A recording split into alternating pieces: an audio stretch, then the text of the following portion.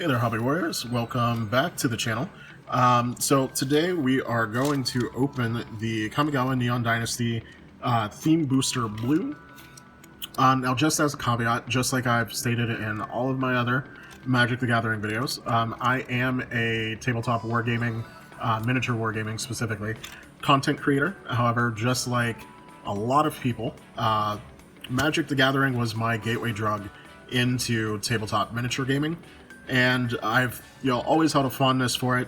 And then when this set came out, it just ticked so many boxes for me, from the cyberpunk theme to the Japanese fantasy, and then having ninjas and samurai and all of that combining with like mecha vehicles and everything.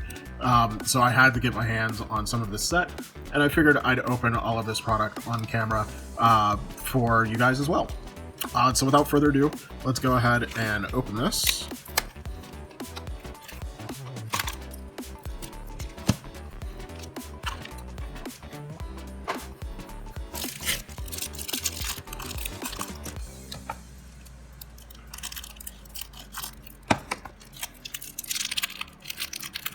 Come on. There we go. Alright. And just before we get started, just like in the previous videos, I know you guys don't want me to blather on and on about all of the commons and uncommons. Anybody who cares about Magic the Gathering has probably already spoiled themselves on the details of these cards by now. So what I will do is I will shuffle through them quickly and hold them up to the camera. So if there's any particular card that you want to read, feel free to pause the video and take a moment and read over the card. And then if there's anything interesting or anything of note while I'm going through here, I will stop and talk about it. I will, of course, when we get to the rare card in the pack, stop and take a moment to talk about that. And we'll go ahead and get started. So with the previous packs, not all of them really had a cohesive theme outside of the fact that most of the cards were of the same color. They do seem to sprinkle colorless artifacts into these packs. But the only theme booster that I opened that really had a strong cohesive theme was the white one. So speak of the devil, here's a colorless artifact.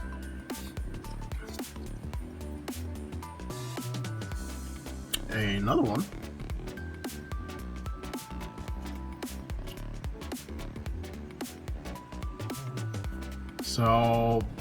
So far we've got some vehicles.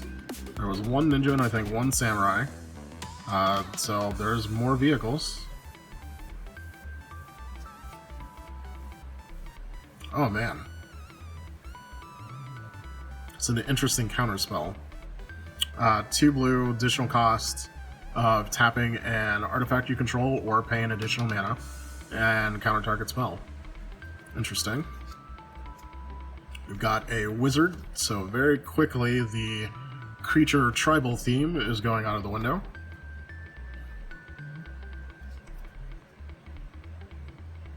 Another artifact.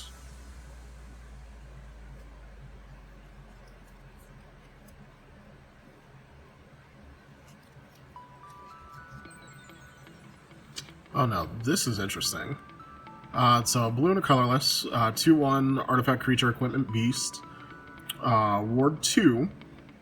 So anything that's going to target this card to try and get rid of it will cost 2 mana more. The equipped creature, if you choose to reconfigure it, gets +2/+1, and also has ward 2. So that can be interesting. You can pump a creature with this, and then both the equipment and the creature end up having ward. It has a really high reconfigure cost though of 4, but a relatively low CNC of 2. So you could conceivably play this on turn 2, play a slightly bigger creature on turn 3, and then on turn 4 you can attach this to your creature, and then you've got a pretty nice beat stick that's going to be a little hard to get rid of. So that's a pretty interesting card. We lucked up and got a couple of them so far.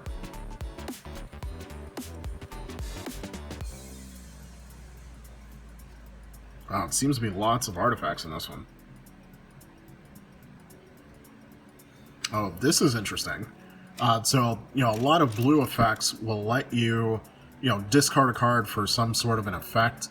And with this, whenever you discard a card, you can exile it from your graveyard. And if you do, you can still play it. So if there was something that, you really wanted to play this turn, but you had some sort of a discard effect that you also wanted to use, this nullifies the downside of having to discard something. So that's pretty cool. Interesting to see. So I think this is the second Thundersteel Colossus, which if you have a way to cheat it into play, this becomes very interesting.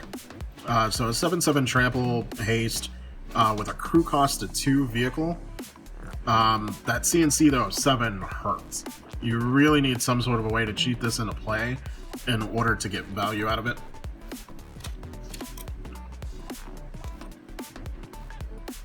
And equipment octopus. Got another ninja. Just a smattering of ninja tribal in here. Got a rogue.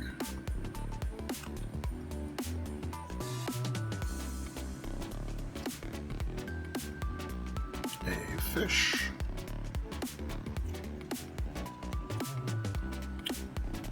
Now, this is spicy. So, Mind Link Mech is the rare card that we pulled. So, blue, 2 colorless. It's a 4/3 flying artifact vehicle. And whenever Mind Link Mech becomes crewed for the first time each turn, until the end of the turn, it becomes a copy of target non-legendary creature that crewed it this turn, except it's 4/3, it's a vehicle artifact in addition to its other types, and it has flying with a crew cost of 1. So if you've got something really, really awesome on the field, or maybe even something that has a really, really awesome triggered ability, this is a really easy way of being able to copy that effect for a very, very low mana cost. So that's a very interesting card. That's a really good pool. And that brings us to the end of the pack. So thanks for watching the video. As always, if you like the content, feel free to like, share, and subscribe. That's going to be it for today. Hobby Warriors, keep slaying that gray, and I will catch you in the next video.